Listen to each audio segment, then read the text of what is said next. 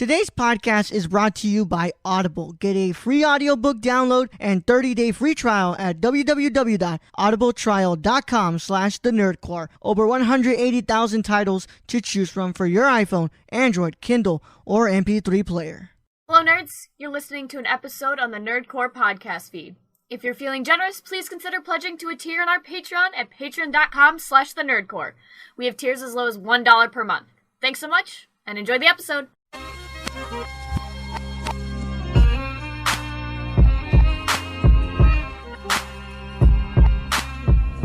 Welcome back. You're listening to the Nerdcore podcast. The podcast reviews movies and talks sad nerd shit. This is episode 294, and it is a nice little discussion to end the week on your to end the weekdays, because this is going up on Saturday. As always, this is your nerd Chicana here to host the show alongside my wonderful co-host Young Yoda. And hi, everybody. Yeah. Hi, Raul. No Saturday morning review today, but instead I'm going to open up this can of worms, right? But I'm sorry, I just didn't have time. It's all good. This is my fault. I didn't have time to review. So there's a lot of good classic movies that they just uploaded to what's it called to Netflix. By the way, they got Lolita on there, and yeah, Lolita. Yeah, never seen Lolita. Yeah, that's a Kubrick one. They also have Alice Doesn't Live Here anymore. They have a lot of Scorsese that they uploaded actually, which is pretty interesting since we just started Scorsese month. So have they got The Irishman yet? Not yet. That is so November 12th in theaters, and then November 26th on Netflix. Can't wait. Sweet. Can't wait. I know what to do with those 3 hours. Popcorn. 3 hours and 30 minutes, buddy. So get your popcorn, your chips, and your beer. Your beer on the side. And my beer. He knows me.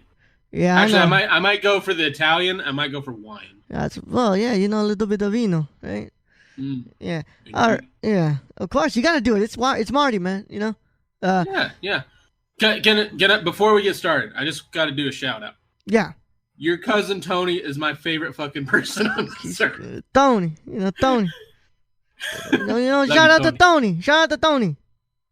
The man literally bitches me out on Twitter, calls me out on Twitter, and then go post on Patreon. Uh-huh. And I love the dude. Yeah. I'm glad he's putting us prompts to talk about on the mini pod, because that makes it a lot of fun. And you guys can go listen to the mini pod. I mean, I'm almost willing to give his money back just on how much he posts. That's him getting his money's worth, for free. Yeah, whatever. It's getting his money worth, man. So let's look. Today's episode, we're going to open up the can of worms. We're finally going to talk about the Marty Scorsese Marvel Comics, Marvel movie comments on here, and imagine if Marty did a Marvel comic. God, that'd be crazy. Did you hear that, Ro? Did you hear that? A lot All of the fanboys crying. Yeah. I'm not gonna read all this, man, because it's too. It's good though. It's a really good one. Yeah. It's a really good read. Everybody should go to the New York Times and read it. Mm-hmm. Yeah, go to the New York Times, read the op-ed from Martin Scorsese, and what's it called? It's a really, really good read here, and I read it already twice, man. I mean, the fact that a man of his stature, like, even just posting anything on the stupidness. Yeah. I mean, it is, I guess. He has movies coming out, and he wants to keep the fans at bay, but it's still kind of stupid. Yeah, the fact he even has to write something like this, but I mean, it's also really good press for the Irishman, Oh, agree. Yeah. So it might be in his cards to play. Of course, it is in his cards to play. So there's going to be some quotes I want to read from here, but let's talk about what happened here. So this all goes back to October, and Martin Scorsese, basically had an interview, and the one thing that made it out of that whole interview that started this whole thing was that he believes that Marvel movies are not cinema. Now, whether you believe the man or not, it doesn't matter to me. He is entitled to his own opinion, just like some of y'all think that Endgame is the greatest cinematic achievement to ever happen. You're allowed to have that opinion, just like I believe that it's fucking trash. So you're allowed to have that wrong opinion. Yeah, Marty is allowed to have his opinion too. And so that happened. It opened up this whole can of worm, and now every journalist on the living earth decided to ask him about what he thinks about this, and just literally about this. And some people joined the front, like Francis Ford Coppola, and he said, "No, I think he's not saying enough. So they're despicable and shit like that." There's a whole thing with Francis Ford Coppola, the actual interview you can read where they took him out of context. For a guy you thought was dead, him giving interviews is pretty impressive. Shut up, Brad. I'm so sorry, sir. I'm lucky I have. So he wrote up this. How old is Coppola now? Like 88? I think so. So he wrote up this incredible op-ed on the New York Times that I want to read. I want to read parts of this, because it's very eloquent, it's very well written, and also just really explains a lot of what he has to say, because it's so easy to just look at the headline and not read it. So if you didn't read this article and you're coming in and screaming about him, then your opinion really doesn't matter at all. You're not. If you don't take in all the information and then form your own opinion, you're just doing it wrong. Exactly. Yeah. So I want to read some of this here. Here's one that I really this one quote that I got to talk about. And what's it called? Here it is. When many franchise films are made by people of considerable talent and artistry, you can see it on the screen. The fact that the films themselves don't interest me is a matter of personal taste and temperament. I know that if I were younger, if I'd come to age at a later time, I might have been excited by these pictures and maybe even wanted to make one myself, but I grew up when I did, and I developed what they could be. That was as far from the Marvel Universe as we on Earth are from Alpha Centauri. All right?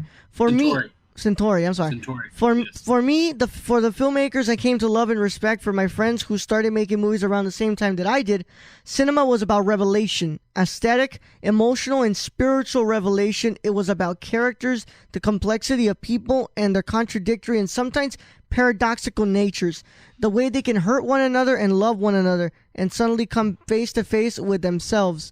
It was about confronting the unexpected on the screen and in the life it dramatized and interpreted, and enlarging the sense of what was possible in the art form. And then he goes on to explain, that's what it was all about, the art form, and he brings up filmmakers such as Ingmar Bergman and Jean-Luc Godard, and he does a lot of paragraphs on Hitchcock, dude. Hitchcock was a main of his. Yeah, it was a big part of it. And he even talks about Strangers on a Train. Big influence. Yeah, huge, man. I mean, and I want to go ahead and bring it up. Oh, look here. They are sequels in name, but they are remakes in spirit, and everything in them are officially sanctioned because it can't really be any other way. That's the nature of modern film franchises. Market researched, audience tested, vetted, modified, revetted, and remodified until they're ready for consumption. Another way of putting it out, they are everything but the films of Paul Thomas Anderson or Claire Denis or Spike Lee or Ari Aster or Catherine Bigelow or Wes Anderson are not. When I watch a movie by any of those filmmakers, I know I'm going to see something absolutely new and be taken to unexpected and maybe even unnameable areas of experience. My sense of what is possible in telling stories with moving images and sounds is going to be expanded. So you might ask, what's my problem? Why not just let superhero films and other franchise films be? The reason is simple. In so many places around this country and around the world, franchise films are now your primary choice if you want to see something on the big screen. It's a perilous time in film exhibition, and there are fewer independent theaters than ever. The equation has flipped, and streaming has become the primary delivery system. Still, I don't know a single filmmaker who doesn't want to design films for the big screen to be projected before audiences in theaters. That includes me and I'm speaking as someone who just completed a picture for Netflix, and it alone allowed us to make The Irishman the way we needed to. And for that, I'll always be thankful. We have a theatrical window, which is great. Would I like the picture to play on more big screens for longer periods of time? Of course, I would. But no matter when you make your movie with, no matter whom you make your movie with, the fact is that the screens in most multiplexes are crowded with franchise pictures.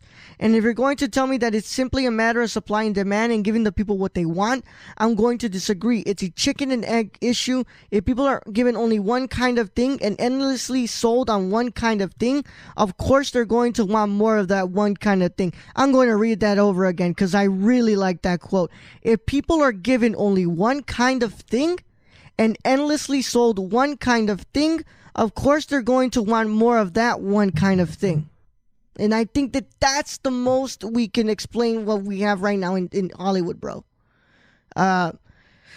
But you can't argue that can't they just go home and watch anything else they want on Netflix or iTunes or Hulu? Sure, anywhere but on the big screen where the filmmaker intended her or his picture to be seen. In the past 20 years, as we all know, the movie business has changed on all fronts. But the most ominous change has happened stealthily and under cover of night. The gradual but steady eliminations of risk. Many films today are perfect products manufactured for immediate consumption. Many of them are made by teams of talented individuals. All the same, they lack something essential to cinema, the unifying vision of an individual artist, because of course, the individual artist is the riskiest factor of all. I'm certainly not implying what movies should be. That movies should be a subsidized art form, or that they even were. When the Hollywood studio system was still alive and well, the tension between the artist and the people who ran the business was constant and intense, but it was a productive tension that gave us some of the greatest films ever made. In the words of Bob Dylan, the best of them were heroic and visionary. And it talks about how it's gone now. And now the final thing here, he says, for anyone who dreams of making movies or who is just starting out, the situation at this moment is brutal and inhospitable to art. And the act of simply writing those words fill me with terrible sadness. Martin Scorsese is an award-winning director, writer, and producer. His new film is The Irishman. All right.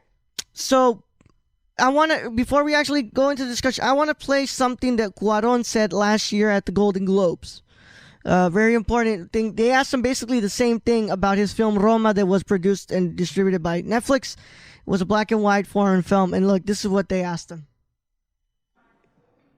Frankly, to Latin America, but sometimes at large. Okay, there we go. Building on the whole theatrical distribution versus Netflix thing, there are some independent distributors that believe that the success of Roma, this award season, is the death of independent. Brad, I think that's my professor. That basically the message that's being sent is that a theatrical release or an awards contender is no longer needed. You just need to do a limited play with Netflix, and then you go to screening and forget all the aggravation of grosses and whether it's low grossing or not. What's your take on this? My question to you is, how many theaters do you think that a Mexican film in black and white, in Spanish and Mixteco, that is a drama without stars, how big the release you would think it would be in a conventional theatrical release? I have in a great bigger theatrical release than that, but way bigger, still playing. It was not a cosmetic release. To this day, the movie, it opened more than a month ago and still playing. That is rare for a foreign film. Why don't you compare? I think that is very unfair to say that, because why don't you take the list of foreign films this year and compare the theatrical release of those films and for how long they've been playing? See how many are playing in 70 mil. See the territories in which this film is playing. I don't think so. I just hope the discussion between Netflix and platforms in general and theatrical should be over. I think that those guys, platforms and theatrical, should get together and just realize that whatever they are doing with discussion is hurting cinema. They both together, they can elevate cinema. And more important, they can create a diversity in cinema. Something that we have to be very conscious is that the theatrical experience has become very gentrified to one specific kind of product. Right now, I mean, it's unquestionable that you have all these filmmakers, interesting filmmakers, doing films with different platforms, because those platforms are not afraid of doing these films. Unlike Roma, I just hope that many others, they have the theatrical release and greater theatrical releases that I have. You know, this is a foreign film in Spanish and in black and white. Some other will be some films with interesting filmmakers, with stars. Hey, my God, it's, next year I think it is that is coming, or this year is coming a Scorsese. You know, let's see that theatrical release and then let's talk about it. Thank you. Thank you very much. There we go. All right. Sorry if I started late on that one. Hold on. All right. So we're back. Yes. So that was the quote from that was audio from an interview they did with Alfonso Cuarón last year after he won the Golden Globe for Roma. So I want to go ahead and open this up, Brad. Now, there is there's a big distinction with the people that go to watch movies, right? You know, you have your general movie-going audience, and then you have the group of people who basically live and die for movies, man. You know, the cinephiles, and there's always been a clear distinction for them. But you know, at some points in the history of cinema, they were consuming the same amount of the same type of movie. And yeah, because the same type of movie was kind of back in the day. Back in the day, you know. And I mean, it's kind of if I can just go in here. But it's kind of like this show. You know, the reason we work so well is you bring it from kind of the directorial perspective of, you know, a cinephile, of an old school cinephile, and I'm more of the public who kind of has. I'm probably a little bit more intuitive or have more knowledge than the regular public on old school movies, just because I have like old Japanese movie knowledge that I love of Kurosawa and the such. But I'm really that public. That's kind of why I'm here, is to voice probably what the public is seeing. If you get what I'm saying. No, I catch your drift. But I think also as the public, you also are the one. Cinephiles can very much, you know, observe a lot of the, you know, how can I say this? The patterns of cinema in the last couple of years, by, you know, just, you know, studying it and a lot. But you have the public as well also have the power of studying what's there. I mean, how many people do I see on Facebook who aren't even cinephiles say the same thing? Hollywood is just making remakes and reboots and superhero movies. That's just being honest. That's honest, and you as a public have the power to know what's it called, what the pattern is at the moment. And yes, I understand. I'm waiting for a Whose Line Is It Anyway movie by this time. And yes, I understand. You know, back in the day, there was trends like these, but too. You know, there was the westerns, there was the sci-fis, and just like in superhero movies today, there are good superhero movies, and there were great westerns, and there were great sci-fi films. And now, just to butt in there, the best superhero movies I've seen are the ones that took risks. Exactly. Are the ones that were either going for it all or were going to fail, just on how different they were. Yeah. This includes The Watchmen, I would say. The Joker for sure, or Joker for sure. Logan. And Logan.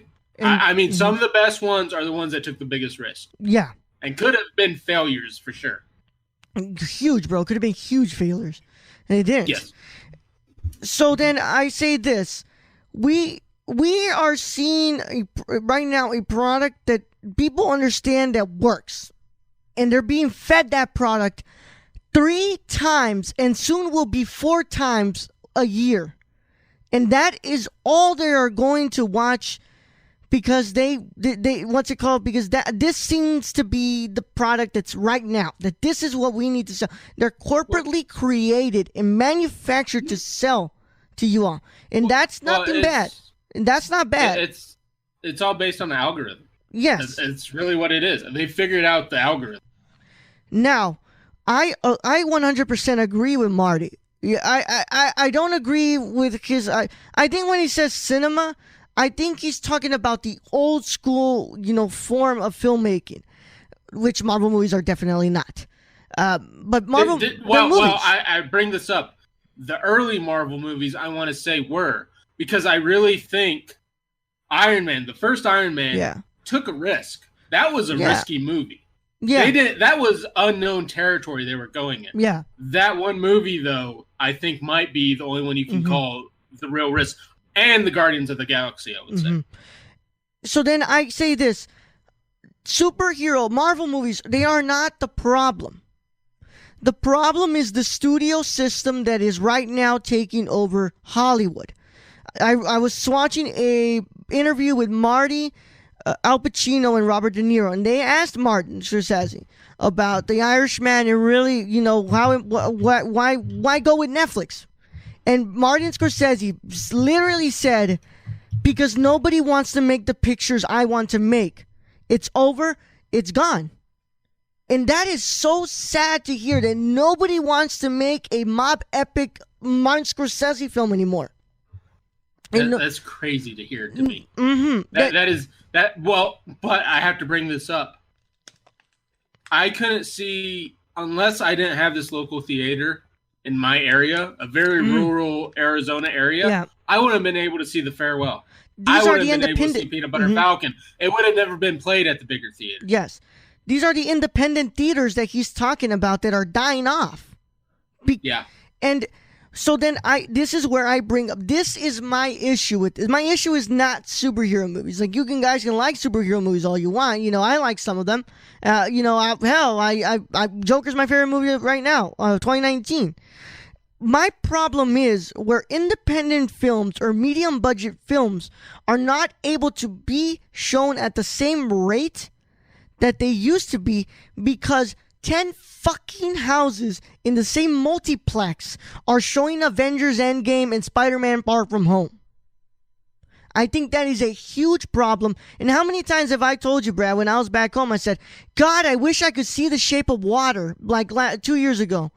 But it's not coming to my town. It's not coming to my town. It's like wishing The Lighthouse played at every theater. Yes. I wish it did. I wish it played locally. I didn't have to drive an hour and a half to go to a theater that was actually playing it. Yes.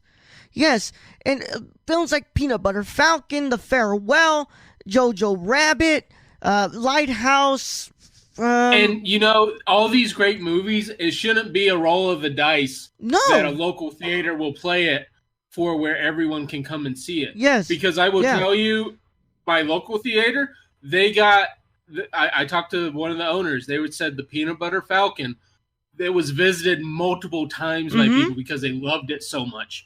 And that to me states, why aren't the bigger theaters doing this? Why aren't, they're selling us all the Avengers, everything, but they won't even give us a little taste of these independent movies that are far, far, I think, greater than what's being mass produced.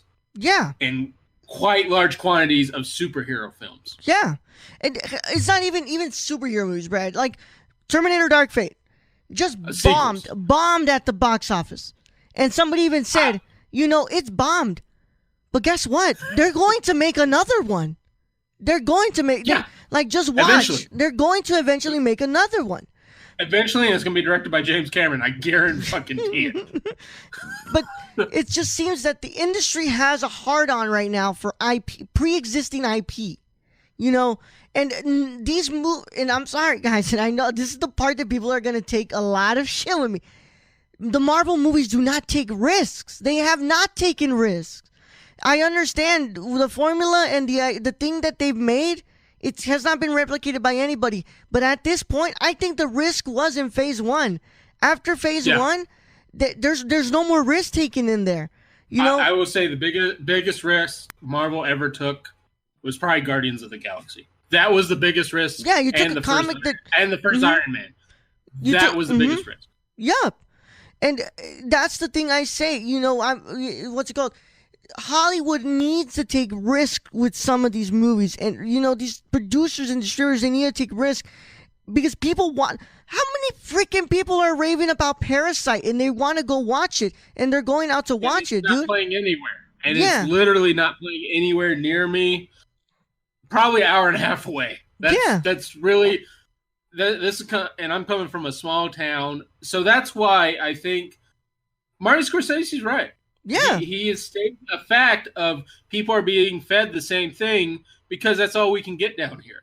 In order to see something different, we have to drive an hour and a half, 2 hours, and with the price of gas, it's not going to happen. No, it's not going to happen.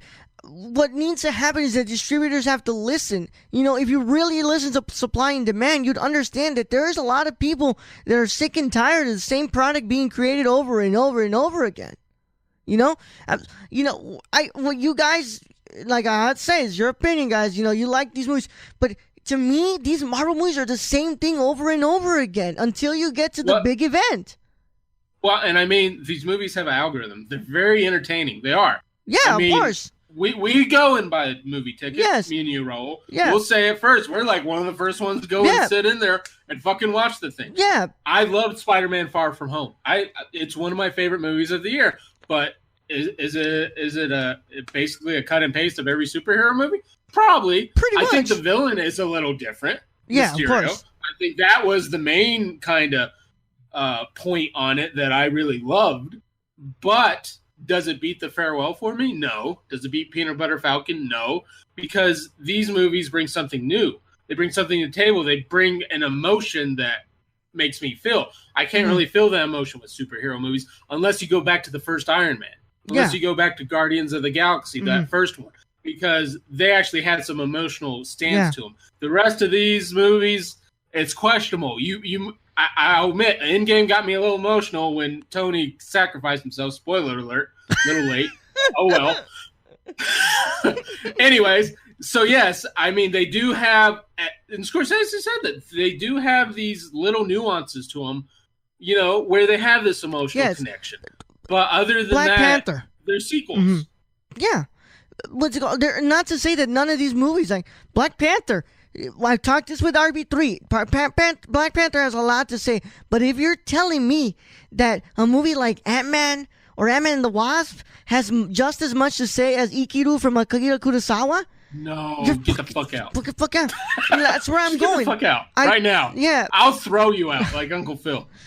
So I'm telling you, I think where cinema works the best is where it's able to mend all these incredible things that we love from cinema. You know, just the idea of being able to connect to a story that we may not even be able to understand, which is why I love Ikiru so much. I should not be able to relate to a man dying and being a government worker. But somehow it connects with me, and I feel an emotional connection to the idea of somebody who just wants to do one last thing so he can feel like he has some sort of importance in his life. He's scared of dying. And those movies, the ones that actually connect to you, those will always prevail. Yeah, and those are the ones we'll be studying for years. Those are the ones that are not being shown in these main theaters, in these large theaters, because they don't make money. Because people just... You know, I think, well, one, they don't advertise it as well as these big movies. There's not as much advertisement budget. Like The Farewell. The only reason we knew about The Farewell is because we went to YouTube and watched a trailer on it. Yep. Roll. Yep. That's the only way we knew about Farewell. It's like Peanut Butter Falcon. It's because me and you watch all these trailers. Yep. The regular public does not get this. You know what they get? They get in the fucking airports and shit, fucking Transformers. That's what they get. And then in their YouTube recommended, they get, what's it called? A PewDiePie video or something, you know? They don't get like an actual movie trailer recommended. No. And the ones that they actually, and studios aren't stupid. They know what sells. Oh, of course. They know the big sequels, the major blockbuster superhero movies. That's what's going to sell. But really, I think if they actually took a risk and put their money into, say, like a Her Like you bring back Joaquin Phoenix as her, and you put, let's say that they had to advertise for that and all that. I think that would have been a very, very well accepted movie in the theaters. I think it would have made a huge amount of money. Just like I think The Farewell would have, Peanut Butter Falcon would have, if they had advertised it the same way they do all these superhero films. But they don't. Yeah. Because they don't believe in the risk, or it's the independent studios that have to try and fight against this monster to try and just even get their movie out there. Yeah, and there's where I go. What's it called? And I'm not gonna name names out here, but I'm very vocal about these things on Facebook because I like posting the articles I read and stuff. So somebody told me that they don't understand why Disney is looked as the big evil these days, and I had to basically tell them exactly what Marty said here. At the last paragraph. I am somebody who is pursuing a career in filmmaking. But when I look at the movies I want to make, I don't want to make these blockbuster superhero, sequel reboot stuff. I don't. These aren't the stories I want to tell, And it is very saddening to see that there are people who work really, really, really freaking hard to make these movies possible, and they get no release windows. They're lucky to even get released into 100 theaters in this nation to put out movies that are independent films. And so I feel like and you can take it as you like, but I agree with Marty. We're being fed and fed and fed these certain movies, and we're being told just don't think.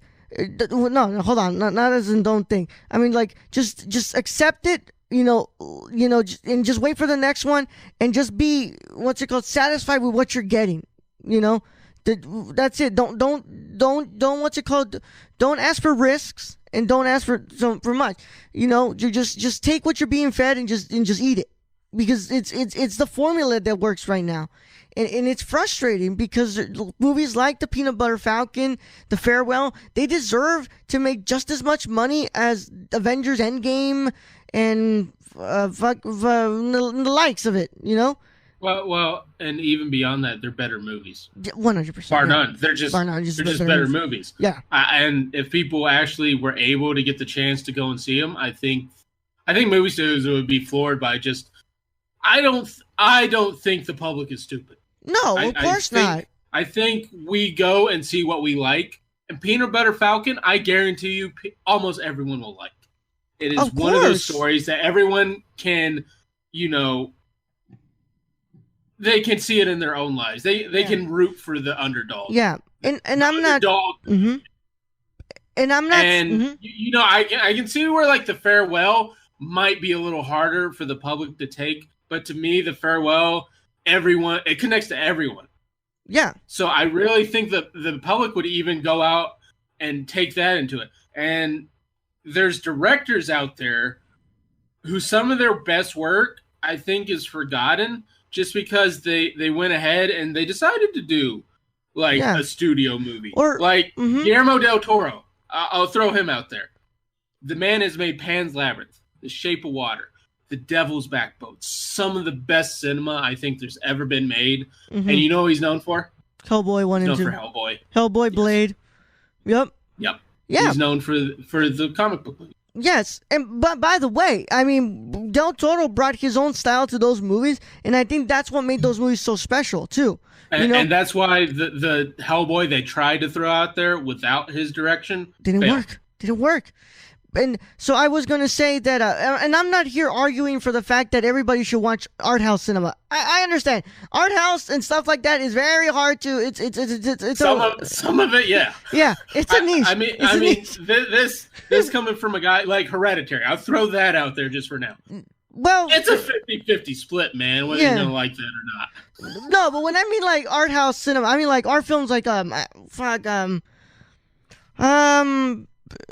movies that get played to they make $100,000 to $600,000 in their whole box office window and get played in 10 to 100 cinemas around the world. And so basically a Robert Rodriguez movie except Alita Battle Angel. pretty much, stuff like Gaspar Noé's movies, what's it called, very artistic films that, they what's it called? They're definitely not for the public. They're the general public, because they're movies that it's definitely an acquired taste. And you know, actually, I think a lot of those movies reside on Netflix. There's a lot pretty much, or Amazon Prime, actually. Big ones are on Amazon Prime. Velvet Buzzsaw for one. I think that would have been an art film. That's an art house. Yeah, that's art house. Yes.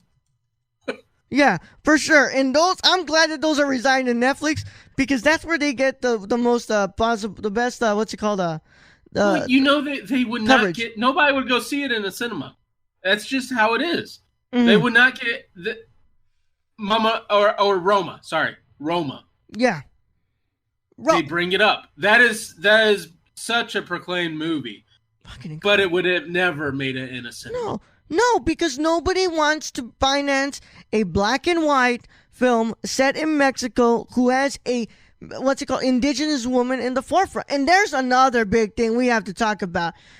You know, I'm glad that Disney is, we're advancing with the diversity, but let's not go ahead and hold, what's it called, Marvel Studios to the biggest banner of diverse gods possible, because they made 2 films that have a diverse cast. You know, there's still a very huge problem in this industry. And, you know, a lot of the movies that want to be financed have people like woman leads or indigenous people leads or black people in the forefront. And, you know, it's tough. And it's, you know, some of the big movies we see for a while in the past couple of years had white leads. Yeah. But, I mean, that's been for years and years, Raul. Yeah, for years and years. And I'm glad that it's changing. And, you know, I got to throw out Black Panther out there. Yeah. Because, let's face it, that was one of the best Marvel movies they've created, if not the best. It is still the best to me. I mean, I put it up right up there with Iron Man, maybe a little more, but that one was the best made and had the best villain. Mm-hmm. Yeah. And so there's just this, to me, that because cinema has to evolve, and I would say that this is a part of the evolve stage, but we need to find ways to be able to, you know, let everything in cinema flourish. Because when we look in the next 30 years, I don't think we're going to be studying that man. I don't think we're going to be studying that man in film school. And God, I hope not. Jake, show me a Coke, Brad. God, I hope not. God, I hope not. God, man. No. I hope you're looking at the farewell in 30 years and going, God damn, that is right up there with Ikiru. I really hope so. Yeah. It's just like, you know, and like I always say, you know, people always say like you're just like old movies. I'm like, no, I don't. It's just that when I look, it's an emotional connection to me. Yes. That's really what it all comes down to. And you know, Marvel is good. Some of their movies do have an emotional. Actually, most of their movies they do bring an emotional connection to it. But is that the prevalence of the film? Not really. It's mostly like Michael Bay explosions and shit. It's not pushing the boundaries. It's not. No, it's not very risky. And I'll bring this up again because I think people know this. The biggest risk Marvel ever took was the very first one. Was Iron Man. And it was Guardians of the Galaxy because they didn't know if that was going to fucking work. Yeah. That is the biggest. And then now I bring this up. DC had the same problem. Yeah. DC was afraid of taking risks until they were like, let's just fucking do Joker. Yeah. Whatever. And look at that. Yeah. I mean, it's becoming one of the highest rated, most money-making R-rated movies there ever has been. Yeah. And that's what I think studios are afraid to do. And that's what I think Marvel's afraid to do. I think the only Marvel property that really they meant to be a risk, that was Deadpool, and that came from Fox. Yeah. Because, you know, Fox didn't give a fuck. No, they were like, you know what? Just fucking finance this thing. Just fucking finance it. Fucking asking for it. The fans keep asking for it. Yeah. Fuck it. And it becomes one of the biggest R-rated movies ever. Yeah. And studios are just scared to put themselves out there. And I get it. Studios are meant to make money. Yeah, that's really what it's all about, is to make money. But at the same time, I want to see the farewell. I want to see the Peanut Butter Falcon. I will drive an hour and a half to see The Lighthouse. I want to see these movies. I want to see them closer to me. Yeah. They're not doing that. So that to me, that's like saying, oh, all of you are dumb. Just watch these animated movies, these superhero movies. You don't want to see any of this, you know, these indie films. And some of these indie films I think are the best. 8th Grade. I'll throw 8th Grade out there. Yeah. I'll throw mid-90s out there. Some of the best movies I've seen since I've been on this podcast have been the indie movies. Yeah. That have not gotten the critical reception they deserve. But by the way, we're not saying that animated movies are dumb. By the way, you know, because movies like Coco, the Miyazaki films. Oh no. You know, I mean like the 23,000 sequels of like Despicable Santa Claus Returns or some shit.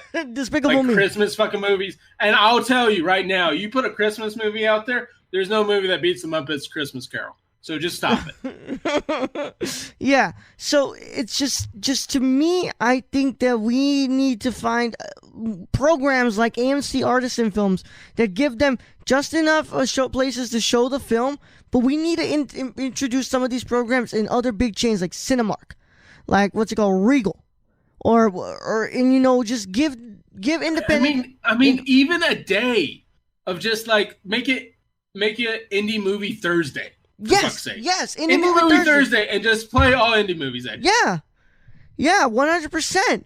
And it's just that's what I hope that we are going to get to. You know, just part of that. What I'm really thinking, Rahul, is it's all evolving to streaming, and the movie theater is going to be meant for those moments. We've said this before. It's going to be one of those high-end class treatments, like you're going meant for the big studio stuff. Yeah. Yeah, you're going to eat out. You're going to dine out. It's meant for that, and then everything else is going to be streaming. Pretty much. And you know, like by the way, you know what's it called? Streaming is not. Martin Scorsese says it in that op-ed. Streaming isn't a bad thing. It's not. You know. But he shouldn't have to. But would I like to see The Irishman in theaters? Fuck yeah! Fuck yeah! Yeah, I mean, I love Casino. I love Martin Scorsese gangster movies. I would pay a ticket to see that. Yes, of course. But you know, like I was saying, it's not a bad thing, but it shouldn't be seen as the last resort to finance a film, because all the 15,000 of freaking studios in Hollywood are refusing to finance films that are not pre-existing IP. And that's what I'm trying to say. That's really why I'm glad, like, these streaming services like Netflix and Amazon and a lot of these others exist, and they have a big bankroll. Let's face it. I've seen what Netflix has spent. They spent like $3 billion in new content. Yeah. That's huge. I mean, and honestly, if it wasn't for Netflix, I don't think you would ever see Roma. I don't think it would ever get made. No. And that's a travesty, because I know how much you love it. Yeah, my favorite movie of last year. And I got to throw out there The Farewell and Peanut Butter Falcon again. I think it's the same. I don't think, you know, if it wasn't for A24 and like the rest of them, all these studios, I don't think you'd get The Farewell made. I don't think you'd get Peanut Butter Falcon made.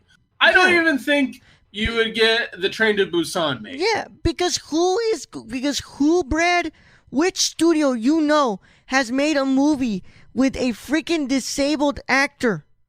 Who do you know is taking that risk and saying, fuck if we sell, we just want to make this movie? None. No, only one. Was Treehouse fucking Productions, man. Was the director's own production company, man. Self-financed. By the way, that's another thing. We need to be teaching film students how to self-finance and self-distribute their own films, because that's something that's being ignored. And that's why I think, like, I'm glad, like YouTube exists. Yeah. Because that's how you get your films out there. Oh, of course, yeah. Your short films out there. I mean, that's how we get to see, and that's how we get to chat with some of these up-and-coming directors who we want to see more from. Yeah. And without this platform, without YouTube, without Netflix, without a lot of these other streaming platforms, we would never get to see some of these independent personalities who deserve to have their content put out there. Yep. So that's that. We're gonna end it there, man. And this is the last time I'm fucking talking on this. All right. If it's not the mini pod, though, if Tony asks us to elaborate more or just give him examples I really think Tony would agree with us on this, with what Martin Scorsese is saying. I really do. As somebody who knows Tony, I think he agrees to an extent, and I think we're gonna find out in like the next couple of days we'll probably find out tomorrow when he fucking messages me on Twitter like, "Hey, Brad, you fucking asshole. Yeah, I agree with you to a point, but fuck you." That's what I'm expecting. Yeah. And that's why Tony's my favorite. That's why me and him have been having like conversations like, fuck you too. Oh, man, your opinion's good. I like that opinion. Yeah. Fuck you, Tony. Tony watches a lot of different movies, man. By the way. Tony is amazing. Tony is the best Patreon supporter ever, and I'm willing to almost give him money. You hear that, Shane and Grayson? Start putting shit in the community post and actually tell us to talk to us. Talk to me. We're not non-existent, man. But yeah, Tony might agree to an extent. Tony watches a lot of stuff. He watches like independent stuff. He watches foreign stuff. And people are going to probably come out of this podcast and be like, "Oh, Raul and Brad, they hate fucking superhero movies," and that's not the case. I love some superhero movies. I love The Joker. Yeah. I love Deadpool. I love Logan. I love a lot of these movies. I fucking like Iron Man's still one of my favorites. Yes. Guardians of the Galaxy. Yes. I mean, even fucking Thor Ragnarok, which you absolutely hate. Yeah. I absolutely love. Yeah. And then there's even more. It's not like they make bad movies. No. It's just there's Thor Dark World is pretty fucking bad. Yeah. They do sometimes miss the mark. Yeah. Do I think the studios go out trying to make bad movies? No, they want to make good movies. They want to sell their product. But at the same time, that's what it comes down to, is that it ends up being a product. Yeah. Like I said, and I'll go ahead and end it like this. There's nothing wrong with the theme park. I go into the theme park. I waste a couple of hours in there. I have fun. But after I get out, I'm pretty sure I'm not thinking about that theme park in the next 2 weeks. But when I go to a museum, or any other place where I could find something that just stands out from the rest, I could be thinking about that painting, that song, that poem for days to come. Not even days, years. It's like when you had us watch Babel. Yeah, that has stayed with me. That stayed with me as in my top 5 movies. Probably two or three. Yeah, it's stuff like that. And I don't think there's in my top 10 movies all time, there's not a superhero movie. No, definitely not. And I don't think there ever will be. Dependent. Yeah. Now, Dependent. Joker is pretty fucking like out there. Yeah. That's a risky fucking movie. Yeah.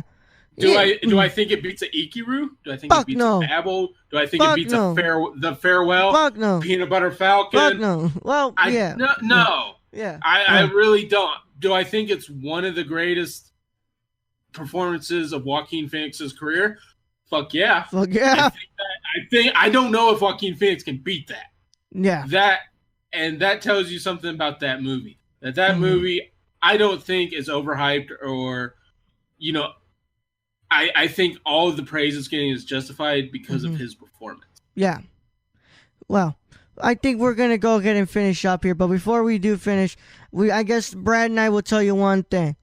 Research one foreign film and one independent film. Find a way to watch it and watch it. Consume it. At least once. Actually, not even doing that role. Give them some directors' names. Yeah, okay. All right. Directors' names. I really recommend the films by Claire Denis.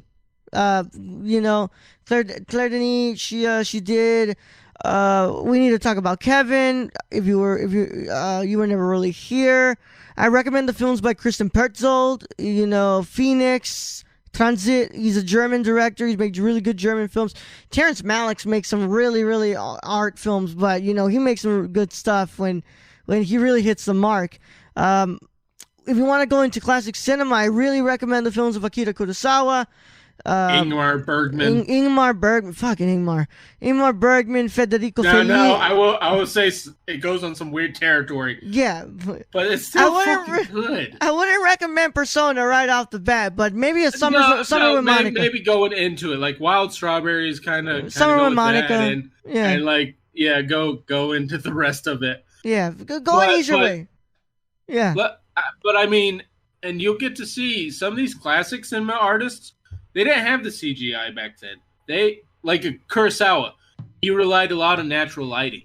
Yeah. And that's what I love about his films. And the acting. Yeah.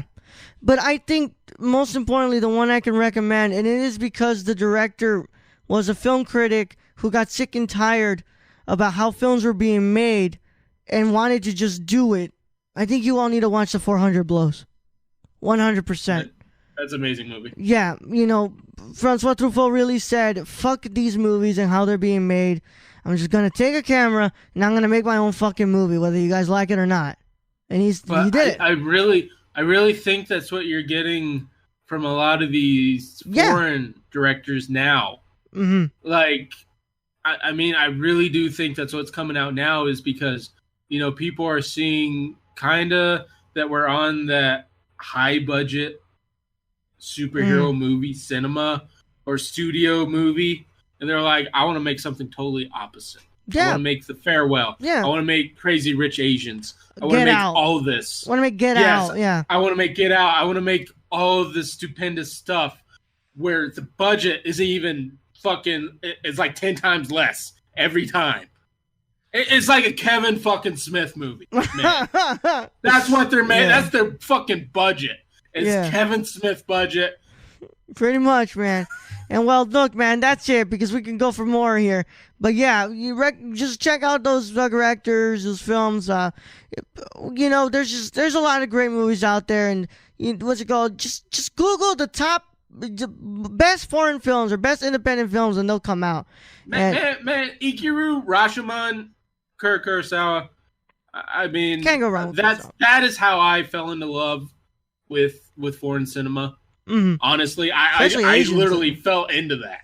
Mm-hmm. Like, I literally bought a DVD of a Hidden Fortress. That's how I started out my journey. Yeah, and I recommend you guys just do that. Just go on Amazon, look up a director you don't fucking know, purchase it, and watch. Purchase and watch it. Rent The Farewell on November 12th. It's coming out. I'm going to be watching that. No, don't fucking rent. Buy that shit. You want? Well, Brad, I don't really have money right now, so I can't really buy it right now. I will buy you that shit. All right, Brad, you can buy it for me. Just, what's it called? I'll give you my login for, well, never mind, because we'll figure it out. Venmo me and I'll buy. I'll Venmo. Yeah. Excuse me, but we're going to go ahead again. But by the way, I do want to point out something because, what's it called?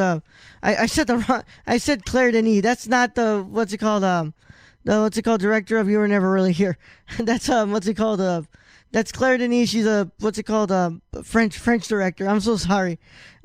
We need to talk about Kevin was actually, what's it called? Directed by, what's her name?